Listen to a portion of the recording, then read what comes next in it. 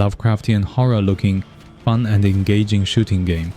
That's what Forgive Me Father2 is. This is a game I only discovered recently and immediately hated myself for not playing it earlier. I had so much fun playing this game during the last week. So here are some of my early thoughts on this game. By early, I mean this game is still in early access. Things could be changed and more content will be added upon its full launch on the 24th of October. So be sure to come back for more updates from me. Forgive Me Father2 is set in a dark, atmospheric world inspired by H.P. Lovecraft's works. This retro-style first-person shooter blends fast-paced combat with eerie, otherworldly horror.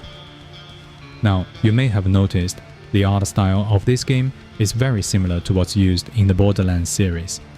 The iconic and distinctive cel-shaded aesthetic, which sets it apart from other first-person shooters out there these days. It gives the game a comic book-like appearance, with bold black outlines around characters, enemies, and weapons, coupled with vibrant, exaggerated colors. So everything in this game pops, and each frame really does look like a hand-drawn comic book. Despite the strange, chaotic world the game is set in, this kind of artistic approach prevents it from feeling too grim or bleak, balancing the dark horror themes with action and color. What I also noticed is that the game doesn't have 3D objects. Everything is rendered in 2D, but there is much nuance in it. If you walk around an object or NPC, for example, they actually have different frames that make it look as if they were drawn from different perspectives. I really appreciate these small details. It adds absolutely nothing into the gameplay, but it gives me more excuse to stop and engage with other aspects of the developer's creation, including how you can flush a toilet,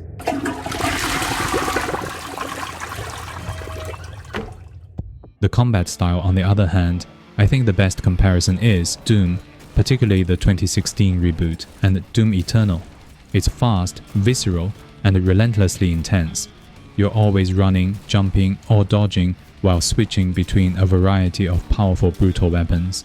And the weapons are actually the best part of this game, in my opinion. The gunplay is very well done, each shot has power and weight in it. And the way bullets landed on enemies, seeing them explode and collapse into pieces of papers, is also very satisfying and makes you feel each shot strikes true, especially as more explosive weapons are unlocked. Nothing beats clearing out an entire room with a grenade launcher or using a minigun to disintegrate swarms of enemies.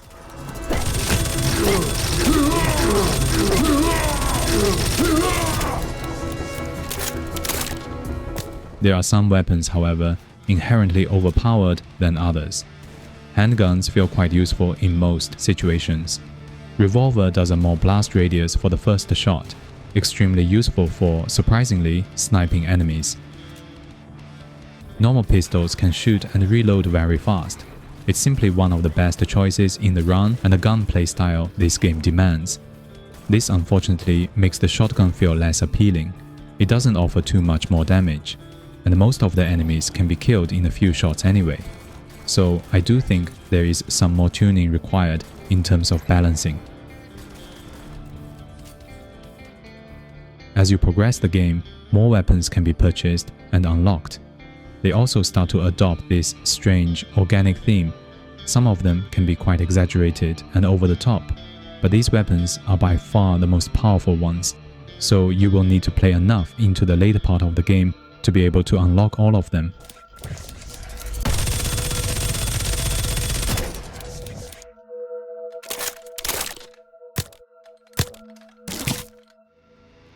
Now the gameplay loop is very straightforward and simple.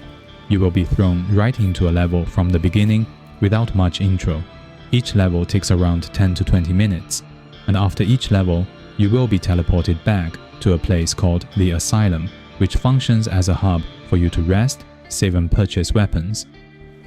You can then decide to go to the next level, or replay previous levels for completion or improving ratings. It's as simple as that. There is no crafting, side quest, dialogues, or other activities in the game, just a shooting. It's ideal for me on weekday nights after a long day of work. I won't refuse a quick 20-minute mass monster killing before bed.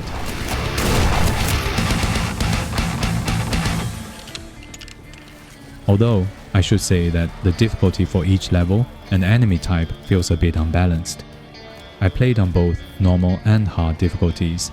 Normal is just enough intensity and stress level for me as a very casual FPS player. And hard is indeed very hard, that poses quite a challenge, even though there are a decent variety of enemy types for both melee and ranged. The ranged enemies are by far the most difficult ones to deal with. There are areas overpopulated with different types of ranged enemies that sometimes even make it feel unfair.